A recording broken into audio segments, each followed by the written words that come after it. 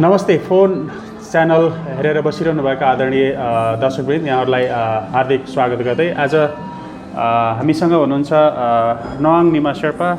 विगत लामो समयदेखि चाहिँ नेपालको पर्वतीय पर्यटन, माउन्टेनियरिङ र इन्टरनेसनल माउन्टेन गाइड सँगसँगै इन्स्ट्रक्टर भएर काम गरेको लामो अनुभव, झन्डै 3 दशकदेखि यो क्षेत्रमा आबद्ध हुनुहुन्छ र अहिले चाहिँ युएस नेपाल क्लाइम्बर एसोसिएसनको उहाँ सल्लाहकार पनि हुनुहुन्छ।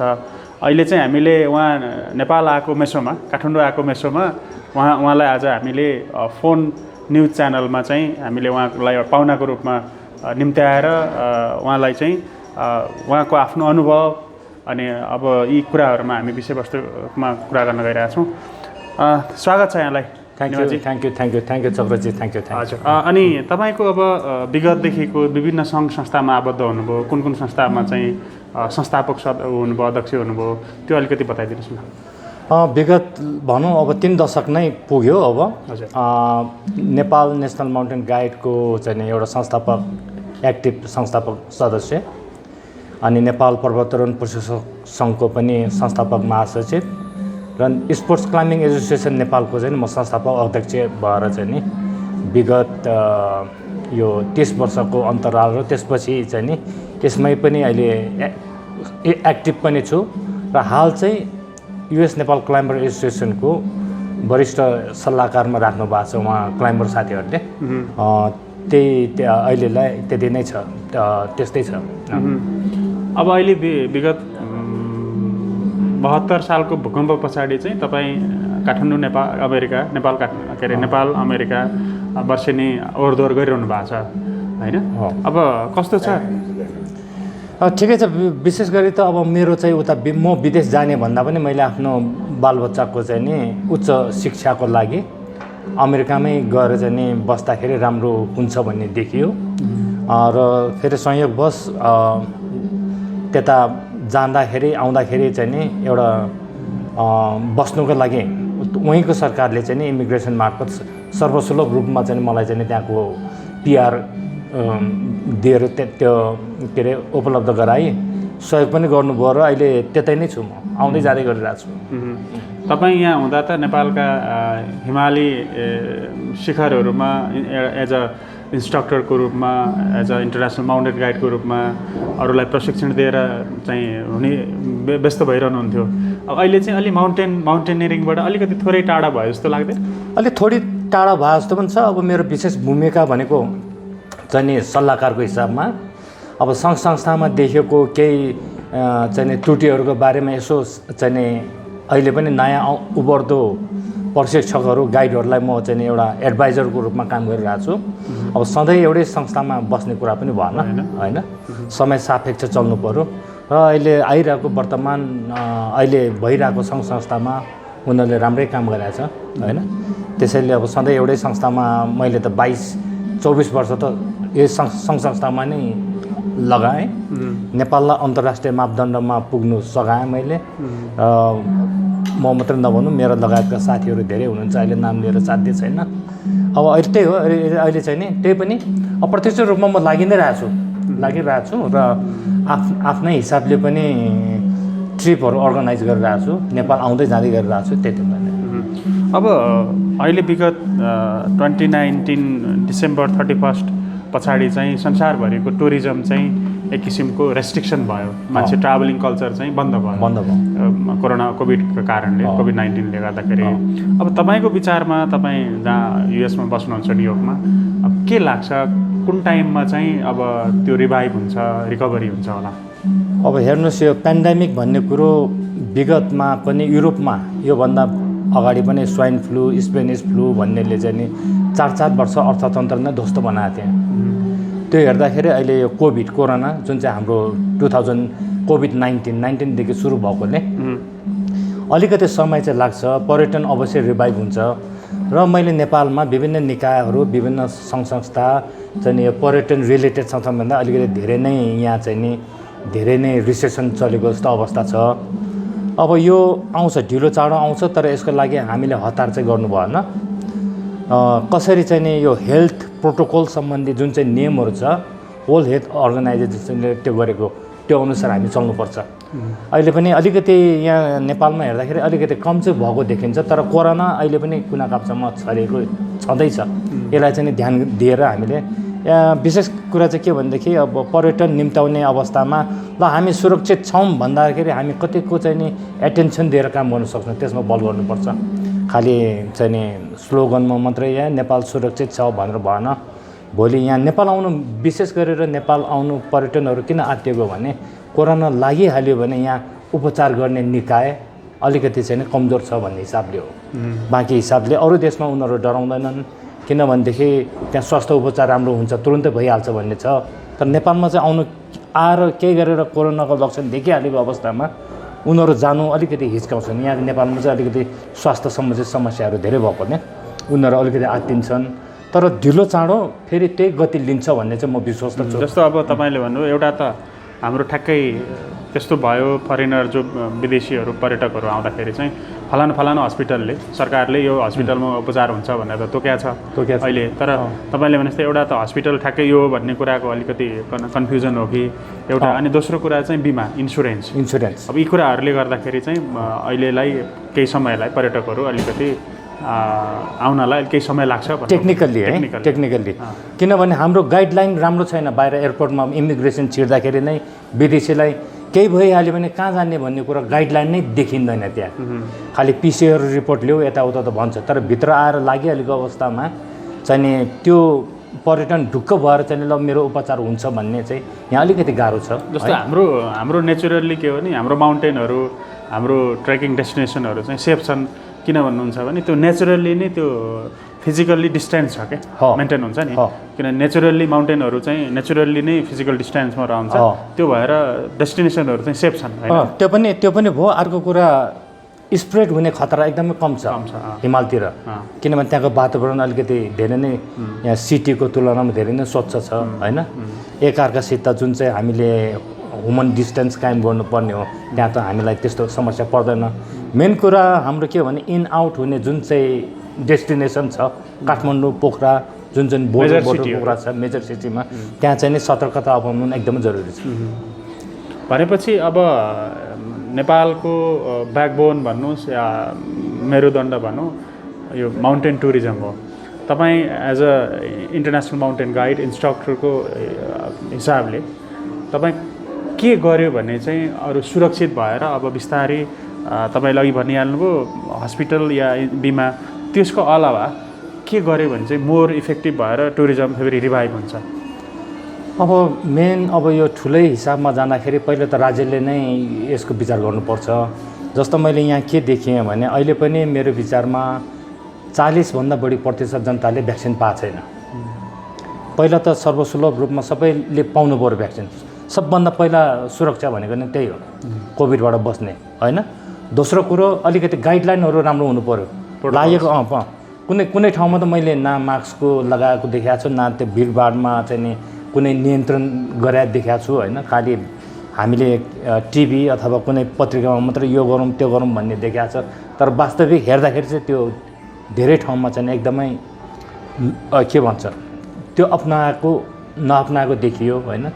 मेन त अब अवेरनेस नै चाहिन्छ यसमा। मूल कज के हो कोभिडबाट बस्ने, त्यो सर्वसाधारणदेखि लिएर सबैलाई थाहा पाउनु पऱ्यो र चाहिँ नि जसरी हुन्छ सबैलाई भ्याक्सिन, यो भ्याक्सिन नै हो मेन चाहिँ है। अब यो नभइकन त फेरि तपाईँको के हुन्छ भनेदेखि राम्रो मान्छेले एकअर्काबाट सर्ने कुरा भएकोले हामी उति चाहिँ नि कन्फिडेन्स हुँदैनौँ भिडभाडमा जाँदाखेरि। जब सबैले भ्याक्सिन पाउँछ त्यसपछि मात्रै यो चाहिँ नि अलिकति निर्मूल भएको हुन्छ, नत्र भने त्योभन्दा अरू उपाय देखिँदैन। गाइडलाइन राम्रोसँग पछ्याउनु पर्यो, हेल्थ प्रोटोकल चाहिँ हेल्थ प्रोटोकल भन्ने त्यो। अब जस्तो अधिकांश माउन्टेनियरहरू त युरोप अमेरिकामै रहने भयो त। अब कस्तो हो भनेदेखि यो एउटा माउन्टेनियरिङ यो ट्रेकिङ पेसा भन्ने कुरो एउटा विदेशमा हुने यसलाई के भन्छ भने एडभेन्चर एक्टिभिटिज, एडभेन्चर स्पोर्ट्स भन्छ। यो चाहिँ नि तपाईँको एउटा उमेरमा मात्रै गर्ने कुरा हो। हेर्नुहोस् है कस्तो भने अब म झन्डै अब 55को हाराहारीमा पुगिसकेँ। अब माउन्टेन गाइड हुनुलाई मैले चाहिँ नि उमेरमै गरेन भने त्योभन्दा पछि गरेर मलाई यसमा यो गर्नु सकिँदैन, यो पेसाहरू गर्नु सकिँदैन है। एउटा एजको रिस्ट्रिक्सन छ यो पेसामा। अरू पेसा जस्तो अफिसमा बसेर गर्ने काम होइन यो, फिल्डमै जानु पऱ्यो।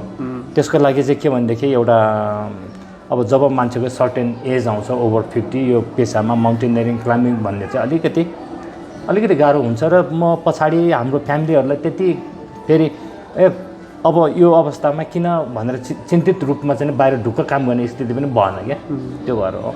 जस्तो अब तपाईँले खास अहिले पछिल्लो समय चाहिँ न्युयोर्कमा बसिरहँदा सबैभन्दा ठुलो कुरा छुट्याउने मिस गर्ने कुरा चाहिँ के हो?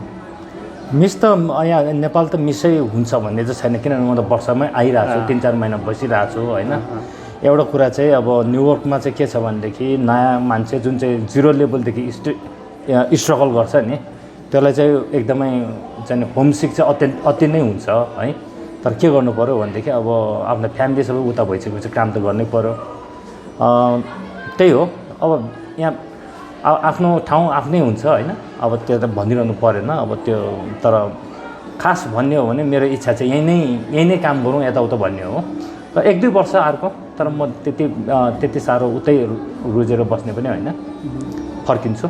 त्यही हो, अहिले पनि आइरहेको छु, गरिरहेको छु। अहिले पनि संस्थाको प्रक्रियामा म जिम गर्नुपर्ने कामहरू गरि नै रहेको छु, त्यस्तो छैन खास। अमेरिकामा नि कुनै माउन्टेन चढ्ने काम गरिरहनुहुन्छ या साथीभाइहरूसँग माउन्टेनियर, नेपाली माउन्टेनियरहरू, शेर्पाहरू? गाह्रो छ, अलिकति गाह्रो छ अमेरिकामा चाहिँ। के भने एकचोटि काममा लगाइसकेपछि तपाईँको वर्षको 1-2 दिन मात्रै चाहिँ नि, हप्ता दिन मात्रै छुट्टी पाइन्छ। विशेष गरी चाहिँ नि अब त्यो स्पोर्ट्स क्लाइम्बिङ भन्छ, वाल क्लाइम्बिङ चाहिँ नजिक भएकोले बेला बखत गरिरहन्छु। तर ठुलो हिमाल भनेको चाहिँ म अहिलेसम्म गएको छैन। 2015 मा साथीहरूसँग अलास्का चाहिँ गएको थिएँ। अलास्का जाँदाखेरि चाहिँ मेरो समय अभावले गर्दाखेरि म बेस क्याम्प नपुगिकन फर्किनु पऱ्यो। अरू भनेको अब हाइकिङ साइकिङ ट्रेकिङ त भइ नै रहन्छ, तर त्यो विशेष गरेर एक्सपिडिसनै भनेर हिमाल चढ्ने काम चाहिँ भएको छैन। अधिकांश माउन्टेनियरहरू चाहिँ अहिले अवसरको खोजी होस् या अरू कारण, अघि भनिहाल्नुभयो एउटा सर्टेन एज बार हुन्छ, एज पछाडि युरोप अमेरिका या आफूलाई आफ्नो त्यो सेक्युरका लागि पनि त्यतै छन् होइन। त्यो त कहिलेकाहीँ लाग्दैन सबै माउन्टेनियरहरू साथीभाइहरू यतै छन्, यतै रमाइलो छ भनेर, मतलब जहाँ बस्नुहुन्छ न्युयोर्कमा? तर भन्नु चाहिँ मैले एज बारको कुरा चाहिँ गरेँ, तर धेरै युवाहरू पनि गएको छन् त्यहाँ है। धेरैजना युवाहरू पनि मैले देखेँ। कारण के हो भने अब यो लुकाउनु भएन यो कुरालाई चाहिँ, किनभने मान्छे उमेरमै एउटा चाहिँ नि सेफ सेक्युर र चाहिँ नि भएर काम पनि गर्न चाहन्छन् र कमाउनु पनि चाहन्छन्। त्यो हेर्दाखेरि उनीहरू चाहिँ नि प्रायः बिर्सिने कारण त्यो। अब यसमा चाहिँ उमेरको त मेरो त भइहाल्यो, मैले त भन्नु परेन। अब म 3 दशक संस्थामा काम गरेर मान्छे, मेरो आफ्नो एउटा दृष्टिकोण छ। तर अरू पनि युवाहरू धेरै छन्, उता गएर काम पनि गरिरहेछन् र उनीहरूले फेरि यही माउन्टेनियरिङको लागि पनि धेरै ठुलो काम गरिरहेछ। उनीहरूले यता पर्ने सहयोग के छ उनीहरूले पनि गरिरहेछन् है। त्यही हो, मान्छेलाई अपर्च्युनिटीको लागि अब त्यही हो होइन। अब हाम्रो स्थिति इकोनोमी हेर्दाखेरि अब साउथ एसियाकै एउटा चाहिँ नि कमजोर इकोनोमी छ हाम्रो। मान्छे कमाउनु चाहन्छन्, गर्न चाहन्छन्, आखिरमा लास्टमा गएर त परिवार त पाल्नु पऱ्यो, उच्च शिक्षा दिनै पऱ्यो आफ्नो बालबच्चालाई। त्यसको लागि एउटा अपर्च्युनिटीको लागि मान्छे विदेश ताक्ने हो। भनेको मतलब दक्ष स्किलफुल अनुभवी माउन्टेनियरहरू पनि आफ्नो भविष्यको लागि र आफ्नो पारिवारिक सुरक्षाको लागि अवसरको खोजीमा युरोप अमेरिका छ। हेर्नुहोस् त्यो गर्छ। हेर्नुहोस् अब तपाईँलाई इक्जाम्पल के भनौँ भने अहिले वर्तमान स्थिति नेपालको एउटा आरोही माथि हिमालमा केही गरेर दुर्घटना भयो अथवा उसलाई स्वास्थ्यको केही समस्या भयो भने यहाँ चन्दा मागेर हिँड्नुपर्ने अवस्था छ यो देशमा। हेर्नुहोस् है, अब विचार गर्नुहोस् अब होइन, ऊ स्वस्थ हुँदाखेरि त गर्यो होइन, देशको लागि त्यत्रो रेभिन्यू उठाउने कामदेखि लिएर त्यो एउटा आरोहीहरूले त गरे हो नि देशको लागि। तर भोलि त्यही आरोही केही समस्यामा स्वास्थ्यको कारणले अथवा कुनै दुर्घटनामा परेर अङ्गभङ्ग भएको अवस्थामा उसलाई चाहिँ राज्य कोषबाट अहिलेसम्म यति भन्ने कुनै निश्चित एउटा चाहिँ केही तोकिया छ र छैन नि होइन। गाह्रो छ होइन। उपचार गर्दाखेरि घर जग्गा बेचे पनि देखाएको छु मैले यहाँ। अब त्यो स्थिति चाहिँ एउटा जस्तो सुध्रिनु पर्ने चाहिँ नि अवस्था छ क्या यहाँ अहिले चाहिँ। जस्तो के गर्यो भने चाहिँ नेपालका रिनाउन माउन्टेनियरहरू नेपालमै रहन सक्छन् तपाईँको विचारमा, जो यहीँ बस्छन्, यहीँको हाम्रो उसमा एज अ एम्बासडरको रूपमा? अहिले त तपाईँ एम्बासडरको रूपमा काम गरिरहनु भएको छ। धेरै माउन्टेनियरहरू त्यहाँ जाँदा पनि ती सद्भावना राजदूत हुन् या राजदूत हुन् हाम्रो माउन्टेनका। त्यसको अलावा के गर्यो भने चाहिँ माउन्टेनियरहरू जो नेपालमै रहन सक्छन्, राज्यले के गर्दा चाहिँ यही मान्छेहरू रोकिन सक्छ? सेफ हुनु पऱ्यो। एउटा त के भनेदेखि यो चाहिँ नि एउटा के हुन्छ भने जुन चाहिँ पेसामा हामीलाई त्यो पेसा एकदमै सुरक्षित हुनु पऱ्यो। अर्को कुरा यसमा उसले चाहिँ नि परिवार धान्नु सक्ने आम्दानी राम्रोसँग हुनु पऱ्यो। यो चाहिँ म यहाँ देख्दिनँ। मान्छे विदेश रहरले गयो होइन, करले गयो हो है, त्यो त्यसमा सुधार हुनुपर्छ, व्यापक सुधार हुनुपर्छ। अब क्लाइम्बरको त के भनौँ बिचरा, अब हामी आफ्नै छिमेकी राष्ट्रको कुरा गरौँ न होइन। भुटानको मान्छे उतै बाहिर गएर देख्दैनन् त्यहाँको शक्ति समाज, किनभने त्यहाँ स्वास्थ्य र शिक्षाको लागि हामीले यहाँ नेपालमा जस्तो दुःख पाउनु पर्दैन। त्यस्तो खालको वातावरण भइदियो भने चाहिँ प्राय गरी मान्छे विदेशी अरूको मुनि काम गर्नलाई विदेशतिर जाने काम चाहिँ गर्दैन है। नेपालमा त्यो छैन। मेन कुरा के हो भने आर्थिक स्थिति जुन चाहिँ काम गरे पनि अलिकति सुरक्षित र त्यसले धान्नु सक्ने हुनु पर्यो। धान्नु सक्ने छैन भने मान्छे अलिकति अरू बाहिर इमिग्रेन्ट भएर चाहिँ नि भारत बाहिर विदेशिने कारण मुख्य कारण त्यो हो। समग्रमा तपाईँलाई डायस्पोरा भन्छ, प्रवासीहरू प्रवासी आर्यहरू, प्रवासमा बसेका आर्यहरूले समग्र नेपालको टुरिज्म, नेपालको पर्वतीय पर्यटनलाई के गर्दा अझ प्रभावकारी चाहिँ सहयोग हुन्छ, कन्ट्रिब्युसन, योगदान रहन सक्छ? मेन प्रवासमा यति धेरै तपाईँहरू हुनुहुन्छ, धेरै मान्छेहरू, तपाईँ त फ्रिक्वेन्टली वर्षमा एक दुईचोटि अप एन्ड डाउन गरिरहनुहुन्छ, आइरहनुहुन्छ, जो मान्छे वर्षौँदेखि गएर फर्केका छैनन्। त तिनले के गर्दा चाहिँ तपाईँहरू प्रवासी माउन्टेनियरहरू, प्रवातरैहरू युनाइटेड हुनुभयो भने चाहिँ नेपालको पर्यटन, नेपालको चाहिँ आर्थिक उसलाई चाहिँ सहयोग गर्न सकिन्छ? कुन ढङ्गले योगदान गर्न सकिन्छ भन्ने लाग्छ? होइन, अब यो कस्तो छ भने मैले न्युयोर्कमा मात्रै झन्डै मेरै कम्युनिटी वरिपरि मात्रै 50-60 का हारीमा राम्रा क्लाइम्बरहरू आरोहीहरू देखाएको छु। उनीहरूले अहिले के गरेको छ भनेदेखि त्यहाँ पनि उनीहरूको आफ्नो एउटा नेपाली पहिचान बनाएर सङ्घ संस्था खोलेर काम चाहिँ गरिरहेछ। तर यहाँको जस्तो एकजना एक्टिभ भएर लागेको चाहिँ होइन, किनभने त्यहाँ त हप्ताको मुस्किलले एक दिन छुट्टी हुन्छ, अरू दिन त सबै काममा जानु पर्यो। तर उहाँहरूले राम्रो चाहिँ के गर्नु भएको छ भने यहाँ रहेका समस्या परेका आरोहीहरूलाई चाहिँ बेला बेलामा उहाँहरूले चाहिँ नि त्यहीँ चाहिँ नि त्यहाँबाट उहाँहरूले सहयोग गरिरहनु भएको छ क्या, जुन चाहिँ केही यहाँ हुन नसक्ने कामहरू उहाँहरूले पुऱ्याइरहेको छ। अब बाँकी त अब कस्तो छ भने उहाँहरूलाई यहाँ ल्याउने नल्याउने भन्ने कुरा चाहिँ अब एउटा विदेशमै सेटल भएर चाहिँ नि परिवार भइसकेपछि उहाँहरूलाई पनि आउनु जानु चाहिँ गाह्रो पर्छ। तर बेला बेलामा आइ पनि रहेछन्, गइ पनि रहेछन् है। तर गरिरहेछ, आफ्नो आफ्नो ठाउँमा केही योगदान पुऱ्याइरहेछ, त्यो त्यति मात्र हो है। अब कुनै चाहिँ यहाँ गुमनामै छ, त्यो पुरै नगरौँ, तर त्यो प्रायः जस्तोले चाहिँ सहयोग गरिरहेछ। तपाईँ प्रवासमा बसेका माउन्टेनियरहरू, अब पर्वतीय पर्यटनमा लागेका साथीभाइहरूलाई के अपिल गर्न चाहनुहुन्छ? अब होइन, जहाँ बसे पनि के भनेदेखि आफ्नो एउटा इथिक हुन्छ होइन, इथिक चाहिँ नि छोड्नु भएन। यो क्षेत्रमा कुनै न कुनै रूपमा सहयोग गरिरहनुहोस् अथवा आफै एक्टिभ भइरहनुहोस्, किनभने हाम्रो जुन चाहिँ पहिचान हो त्यो चाहिँ मेटिनु भएन है। अब हामीले चाहिँ अब एउटा अमेरिकाको मात्रै हिसाब भएन, यहाँ युरोपमा बसेले पनि त्यो आफ्नो इथिक जोगाइरहेछ। न्युयोर्क बस्नेले पनि आफ्नै हिसाबले चाहिँ नि नेपालको पर्यटन विकासमा कसरी चाहिँ नि सहयोग पुग्छ त्यो हिसाबले काम त गरिरहेछ है। अरू गर्न सक्ने त के छ र खोइ। अब बेला बेलामा हामीले न्युयोर्कमा वर्कसपहरू पनि राख्छौँ। नेपाल भिजिट नेपालकै अस्ति 2021 कि 2020मा पनि हामीले त्यहाँ धेरै वर्कसपहरू गरेर चाहिँ काम गरेका थियौँ। तर दुर्भाग्यवश यो कोरोनाले गर्दाखेरि धेरै कुरा गर्नु सकिएन, त्यो बन्दै भयो होइन। त्यही अरू गर्न सक्ने के छ र हामीले होइन। अब जस्तो as a senior international mountain guide सँगसँगै इन्स्ट्रक्टरको रूपमा युवा पुस्तालाई, भावी पुस्तालाई जो माउन्टेनमा, हिमालमा आफ्नो करियर देख्न चाहन्छन्, उनीहरूलाई चाहिँ तपाईँको सन्देश के भन्न चाहनुहुन्छ? अब मेन कुरा चाहिँ अब यो जुन चाहिँ युवाहरू जुन चाहिँ यो पेसामा आउन चाहन्छ, यसमा चाहिँ नि उनीहरूले एकदमै विशेष रूपमा जुन चाहिँ फाउन्डेसन हुन्छ होइन शिक्षाको त्यो एकदमै राम्रो गर्नु पर्यो। अहिलेको समस्या पहिलेको जस्तो छैन।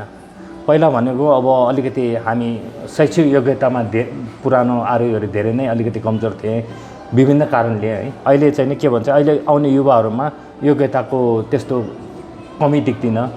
र मेन कुरो हिमालमा जुन चाहिँ के भन्छ त्यसलाई क्लाइन्टसित गर्नुपर्ने व्यवहारदेखि लिएर जुन चाहिँ नि सुरक्षाका कुराहरू छन् त्यसमा चाहिँ विशेष रूपले ध्यान दिनुपर्छ। र मेन कुरा अब त्यसमा खास धेरै कुरा छैन। अब यो कुरा यो चाहिँ कस्तो हो भने यो पेसामा लाग्दै गएपछि उनीहरूलाई इथिकली के हुन्छ भने उनीहरूको इथिक के हो त, आफ्नो ड्युटी कसरी निभाउने भन्ने कुरातिर उनीहरूले ध्यान दिनुपर्छ होइन। र अलिकति अहिलेको विषयमा यो गाइडिङ प्रोफेसन भनेको नेपालको लागि चाहिँ गौरव मान्नुपर्छ, किनभने संसारको सबै अग्ला हिमालहरू यहीँ भएको छ। यहाँको पनि गाइडहरू एक्स्ट्रा अर्डिनरी रहेछ भन्ने कुरा चिनाउनुको लागि चाहिँ हामीले सेफ्टी, सेक्युरिटी र एजुकेसनपट्टि गाइडले एकदमै ध्यान दिनुपर्छ। भनेपछि अहिले पछिल्लो समय चाहिँ तपाईँको पुस्तासम्म त शेर्पा समुदाय नेपालकै हिमालहरूमा विदेशीहरूलाई हिमाल चढाएर बसिराखेका थियो। तपाईँको पुस्ता तपाईँको अर्को जेनेरेसन भनौँ न, यङ जेनेरेसनहरू चाहिँ अधिकांश बाहिरै बस्न गइरहेछ, विदेशमै छ। अब बिस्तारै तपाईँलाई लाग्दैन शेर्पा समुदाय चाहिँ बिस्तारै हाम्रो माउन्टेनियरिङबाट पलायन त हुँदैन? गाह्रो कुरा हो, गाह्रो कुरा सोध्नुभयो। मेरो विचारमा हेर्नुहोस्, कम्पिटिसनको जमाना छ है। अब पहिलाको तुलनामा र अहिलेको तुलनामा हाम्रो जीवन स्तर यहाँ जुन चाहिँ नेपालमा विशेष गरी सहरतिर तपाईँले देख्नुभयो गाह्रो छ है। लिभिङ स्ट्यान्डर्ड एकदमै महँगो भइसक्यो। अब हो कुनै अब धेरै जस्तो अपर्च्युनिटी, राम्रो अपर्च्युनिटी पायो भने जान्छन् बाहिर, त्यसलाई हामीले रोकथाम गर्न सक्दैन। उनीहरू आफ्नो अब त्यो उकास्नु तरिकाले। तर यसो हेर्दाखेरि मैले के देख्छु भनेदेखि पर्सेन्टेजको हिसाबले 15% होला, त्यस्तो धेरै पनि छैन। 14-15% हाराहारीले क्लाइम्बरहरू, राम्रो क्लाइम्बरहरू बाहिर बिग्रिया छन्। तर अब त्यो कतिले त अब यो इन्टरनेसनल माउन्टेन गाइड भन्ने कुरा कतिले त बाहिर पनि यही पेसा गरिरहेछ। फेरि नेपालमा पनि नगरून् उनीहरूले, तर यही पेसा फेरि बाहिर क्यानाडा, युरोप होइन, अमेरिकामा यही पेसा गरेर पनि उनीहरूले चाहिँ आफ्नो पहिचान बनाइरहेको छ। त्यस्तो साह्रो ठुलो यो क्षेत्रमा बाहिर गएर यो पुरै चाहिँ नि पलायनै भएर बसेको चाहिँ म देख्दिनँ। भने जति हामीले सोचेका छौँ या जति मान्छेले भनिन्छ बिस्तारै शेर्पाहरू चाहिँ हाम्रो जुन पुर्खौली पेसा जेनेटिक छ तपाईँको 100 वर्षदेखि शेर्पाहरूले हाम्रो हिमालमा चाहिँ विदेशीलाई गाइड गर्दै आए, विदेशीहरूलाई हिमाल चढाउँदै आए। ती मान्छेहरू चाहिँ बिस्तारै पलायन हुँदैछ भन्ने कुरामा 14-15% मात्रै हो, त्यत्रो धेरै त्यस्तो छैन, त्यस्तो धेरै छैन। गएकोहरू पनि आइरहेछन्, फर्किरहेछन्, यतै नै फेरि सहयोग पुऱ्याइरहेछ उनीहरूले। तर अभियसली के भनेदेखि बाहिरै धेरै जानु पनि यो राम्रो चाहिँ होइन। तर अहिले अब हाम्रै सर्कलको मात्रै कुरा गर्छु, मेरै यो लाइसेन्स र इन्टरनेसनलको मात्रै कुरा गर्छु। यो भनेको कुरा बाहिर पनि काम गर्नु पाउने हिसाबको चाहिँ नि यो सिस्टम हो, मापदण्ड यसमा छ। र त्यो गरेर अहिले मैले सुनेको धेरै यङ केटाहरू कुनै सियाटल उता चाहिँ नि युरोपतिर, फ्रान्सतिर यही काम गरेर नै गरिरहेको छ, जीविकोपार्जन गरिरहेको छ। भनेपछि अब हामी अन्तिममा छौँ। तपाईँले पछिल्लो पुस्तालाई जो माउन्टेनियरिङमा आबद्ध छन्, युवा पुस्ताहरू, 3 दशकको तपाईँको लामो अनुभव, ती मान्छेहरूलाई चाहिँ नेपालको माउन्टेनियरिङ सेक्टरमा उनीहरूको भविष्य सुन्दर छ भन्ने लाग्छ या के अपिल छ? लाग्छ। यो चाहिँ नि अब यो टुरिज्म भनेको एकदमै सेन्सिटिभ प्रोफेसन हो। देशमा अलिकति चाहिँ नि राजनीतिक उथलपुथल हुँदाखेरि पनि यसले चाहिँ नि सबैभन्दा पहिला इफेक्ट बनाउने चाहिँ पर्यटनलाई नै हो। अनि कुनै पनि अब यस्तो अहिलेको पेन्डेमिकको स्थिति देख्नुभयो, यसले पनि असर चाहिँ व्यापक असर चाहिँ नि पेन्डेमिकलाई नै अरूलाई विषय भने टोटली पर्यटनलाई नै बनाउँछ होइन। अब मेरो विचारमा युवा पुस्ताहरूलाई चाहिँ म के पनि भन्नु चाहन्छु भने तपाईँ सक्षम बन्नु चाहनुहुन्छ र यही पेसामा चाहिँ नि डिप्लोमा प्राप्त गरेर यही पेसामा यो एउटा रिपुटेड प्रोफेसन हो। यहाँ नेपालमा चाहिँ अलिकति त्यस्तै छ है। तर बाहिर हो भने अब यो प्रोफेसन गर्नेलाई एकदमै माथिल्लो माउन्टेन गाइड प्रोफेसनलाई एकदमै माथिल्लो तहको काम उनीहरूले एउटा रेस्पेक्ट गर्छ। अब यसको लागि हामीले युवा पुस्तालाई म के मात्रै भन्न चाहन्छु भने क्वालिटी एकदमै हाई स्ट्यान्डर्डको हुनु पर्यो। ल्याङ्ग्वेजको कुराहरू छ यसमा चाहिँ नि धेरै अरू विषयको कुराहरू छ, यसमा सुधार गर्नु पर्यो। र क्लाइन्ट र चाहिँ नि हुनुपर्ने उनीहरूको जुन चाहिँ इथिक यो सम्बन्ध जुन छ त्यसलाई बुझेर काम गर्दाखेरि तपाईँको धेरै फाइदा हुन्छ यो भएर केही छुटे जस्तो लाग्छ? केही छुट्या त छैन, यस्तो छैन केही। हस्, धन्यवाद।